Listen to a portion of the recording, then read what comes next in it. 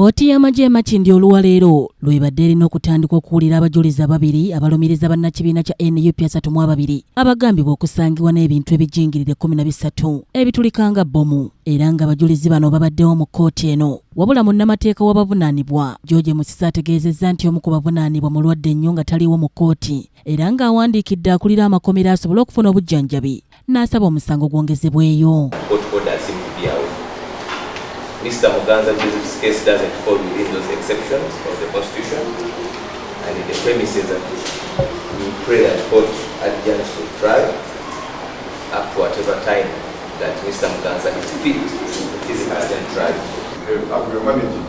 However, we can wait for the reply because the council said the Commission General, both Commission General instruct us we shall deal with the act. Bibadde bikyali bito oludda oluwaabi nga lukulembeddwamu Lieutenant Colonel Raphael Mugisha ne lutegeeza kkooti ebadde ekubirizibwa ssentebe waayo Brigadier General Freeman Robert Mugabe nti baagala kukola ennongoosereza mu mpaaba yaabwe mu musango guno nga bayita mu kawaayiro ak'enkaaga mu mpuliriza y'emisango mu kkooti eno akabakkiriza okwongera emisango ku muntu yenna mu kkooti. At any time during trial, that is the catchword. At any time during trial, an amendment can be made. And my Lord Chairman and court members, only one witness so far has testified.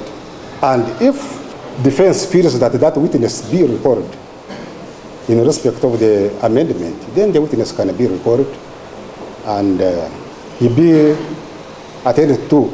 This amendment is defective even by its nature because the essence of a charge sheet, it should be able to guide both the defense team and the accused person and give them an idea of the charge against you. Bringing a charge just for purposes of holding these people further. Kyokka ssentebe Freeman Mugabe agenze mu maaso n'okusomera abawawaabirwa omusango ogw'okulya Munsi Lukwe nga kigambibwa nti bano baaguzza wakati w'omwezi ogwokuna n'ogwokutaano 2021 mu bitundu bya Kampala, Kireka, Nateete, Nakasero, Jinja n'Embaale nga beenyigira mu bikolwa eby'ekiikira n'entalo era nga bayingiza n'okutendeka abantu nga bakozesa bbomu enkolerere. Engaged yourselves in war or warlike activities against the government of Uganda, to wit, you recruited, trained, and unlawfully detonated explosive devices, ordinarily the monopoly of the defense forces, on tow motor vehicles and other infrastructure in the aforementioned areas for purposes prejudicial to the national security. Amangu ddala nga bakosomerwa emisango gino munnamateeka waabwe George Musisi abuulidde kkooti ng'akawaayiro aka 29 mu ssemateeka wa Uganda akakwata ku kwongera ku muntu w'omusango nga guno omunene ng'ateekeddwa okulaga akabinja mwagwa oba ensi emuvujjirira. Power that this purported to have supported or any other force or any element of infiltration of the defense forces. It's our submission, Mr. Chairman and Court, that this charge on its face is defective. That's why I was early advising them to make a formal application such that they can put that house in order.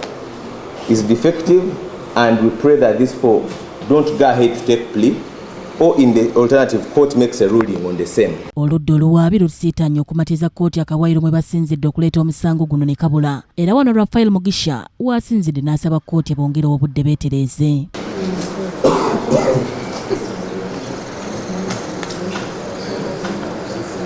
And we are on this last one of any force engaging in war or like activities.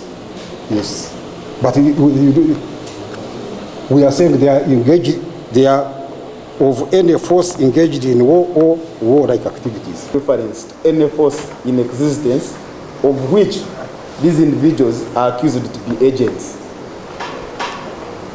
And I thought that he would raise that when he rose to respond, but unfortunately it hasn't come out. Omuwabuzi wa kkooti ku nsonga z'amateeka Kano Richard Takachungura bw'ategeerezza oludda oluwaabi okuddayo lwetereze ku nsonga bannamateeka ze beemulugunyizzaako era omusango ssentebe Freeman agongezaayo okutuusa nga 17 omwezi guno. Oba okubeera nga olina ensi eya wabweru ekozesa ekitaliiyo mu bibasomye tetulinayo kabinja ke tulabike bagambye mbu beetaba mu bikolwa ebiringa eby'olutalo naye nga omusango mu mateeka bagamba oteekwa ng'olina akabinja k'okolanagana nako ekitabadde mu charge oba amended charge baleese. Munnamateeka George Musisa agamba nti emisango gye baagala okugula ku bantu bano minene ddala era nga singa gye basinga babeera bakuttibwa so nga tegisaanidde kukwatibwa bwe gityo.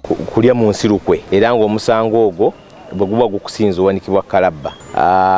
Kituwakanyiza ekisooka nti tulowooza nti okukyusakyusa mu musango guno kireeteddwa mu mutima mubi kyakulaba era abantu bano tebafiirayo ddala. Kubanga myaka 2 tebasobodde na kuleeta abajulizi abo kati ate oluvannyuma myaka 2 munda n'ogamba nti olina omusango omulala kyetulaba kiri mu mutima mubi. Bannakibiina kya NUP bano baakwatibwa mu mwaka gwa 2021 mu biseera by'okulonda mu bitundu okuli Kampala, Wakiso, Mukono n'ebirala era nga bonna baggulwako omusango gw'okusangibwa n'ebibwatuka ebirina okubeera n'ab'amagye nga kati bagenda kuweza emyaka 2 mu kkomera ng'omujulizi omu yekka yakaleetebwa. Omulangira Junju Moses yakusakidde eggulire lino ku Rocket TV amalindirire.